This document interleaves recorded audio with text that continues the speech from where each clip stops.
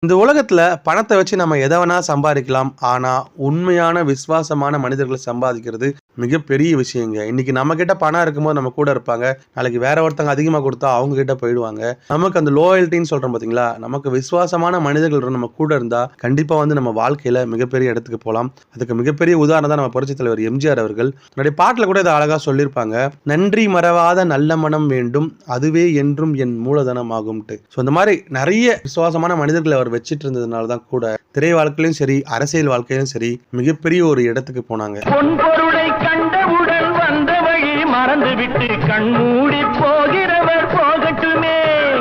என் மனதை நான் அறிவேன், என் உறவை நான் மறவேன், எதுவான போதிலும் ஆகட்டுமே.